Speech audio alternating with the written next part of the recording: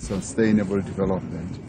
These are themes that we would like the G20 to add a lot of substance to in terms of enhancing cooperation in the world and building consensus around the issue of solidarity so that more and more countries should act in solidarity with each other as we advance the interests of ordinary people, and also in advancing equality. There's inequality in countries and between nations, and we believe that this is an issue that should be addressed so that we promote more and more equality, particularly at the economic level, which is largely the area that the G20 focuses on, and also on sustainable development, so that the world has a greater capability of dealing with climate change, the financing thereof. And we outlined 4 priorities that we believe need to be addressed. One is about finance for countries to deal with climate change. And more finance should be made available, particularly for countries that are suffering the devastation of climate change. And we should also deal with the issue of debt. Many countries, particularly in the developing economies, have huge debt burdens, and they pay much more money in servicing their debts than countries in the global north. And we should also deal with disaster financing, following disasters that are caused by climate change, which many countries in the global south are not even responsible for.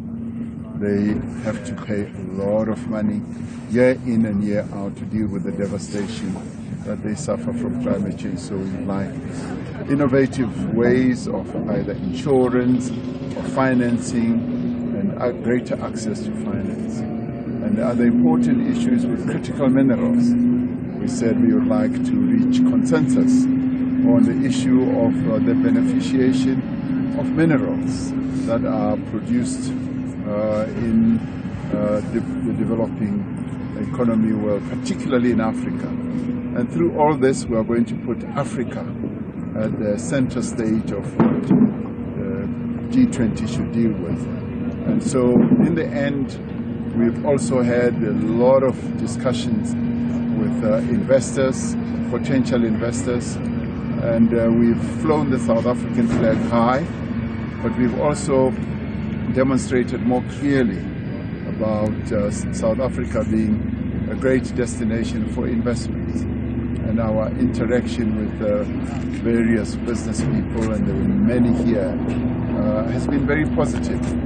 They have a sense of very optimistic future for South Africa, and we are consolidating that with our collaboration with the business sector from South Africa, and they also bore testimony to this. So it's been a very good visit to the World Economic Forum, and our ministers took a lot of time interacting in the sessions of the WEF as well as with business and also government leaders. So it was a broad-based type of engagement that we've had here. It's very successful indeed, possibly one of the very best that South Africa has had in the G20 and the World Economic Forum, because we were given a great opportunity, African country being given a great opportunity to address the world on our presidency of the G20. So it's been good, and I go home filled with a great deal of courage and confidence, and very optimistic as well. So can I go home now? Mr. President, can I have one question from China? Yeah. Yes. Yeah, so Chinese President Xi Jinping has said the cooperation between China and Africa could drive the modernization of the global south. So how is that unfolding in South Africa at this point? Well, we have great relations with China, and during the FOCAC summit in Beijing, we agreed that we are going to take our relationship to a more higher strategic level. And so we have a very special relationship with China, and the cooperation is broad-based. It's both economic, political, and social. And it also is based on people-to-people engagement. We are going through our tourism efforts, going to open the South African country more and more to tourists coming from China and to goods also flowing from South Africa to China and vice versa. So that in many ways is the true modernization of our relations. We'll also be focusing on infrastructure projects. So we're particularly pleased with the way that President Xi is pushing our relationship forward. And do you think, President, your big takeaways, besides the fact that you've made South Africa's case and put it on the table, 300 days without load shedding is a big boost for the country. What are your big takeaways? And perhaps the looming large of Donald Trump presidency and how that could shape global politics, particularly on issues such as climate change finance. What can you say to us about those? Well, yes, we feel very encouraged by the progress that we've made with regard to energy. When we last came here, we were going through an energy crisis. And now, more than 300 days later, we can hold our heads high and say, working together with our partners, we've been able to stabilize our energy generation as well as transmission. So things are going very well. And this has led to a lot of increased confidence with the business community here, because that is the one issue they kept raising with us, that solve the energy problem and then you will see more and more investments flowing into your country. So we are hugely encouraged. The inauguration of President Trump obviously is getting many people, many countries, many leaders talking, and some of them are fearful, some of them are hopeful, and we have very good dealings with the United States on a trade level, an economic level, and we are hopeful that those relations will be retained, and we will continue to have good relations too at a political level as we interact also with President Trump. He is going to be the next, say, president, or America is the next president of the G20. So we will be working together to prepare the United States for their own presidency. And so we'll be having lots of discussions and addressing a number of challenges, including the issues of climate change, the financing thereof, and I'm sure that we will find great solutions. President Trump is a great deal maker, and so am I.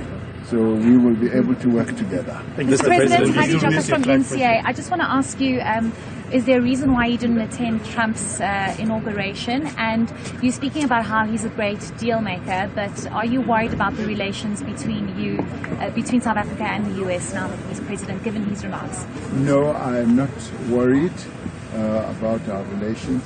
I spoke to him soon after he was elected, congratulated him, and we both said we are looking forward to continued dealings and engagement.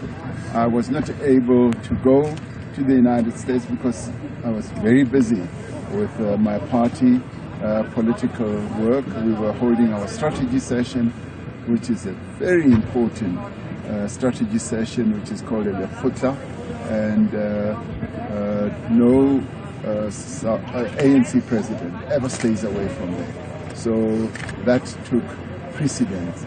But I know President Trump and I are going to continue either dealing together or meeting, and so it's not a train smash.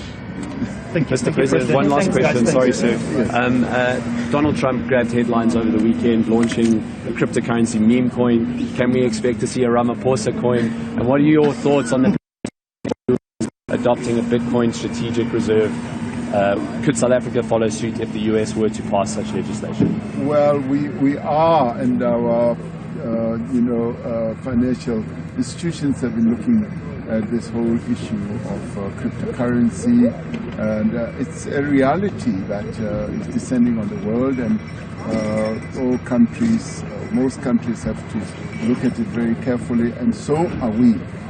So no, you're not going to see Ramaphosa Bitcoin or whatever. So I'm not that ambitious to be able to want to see my face on some coin. Thank you. Thank you very much. Thank you, guys. Thank you.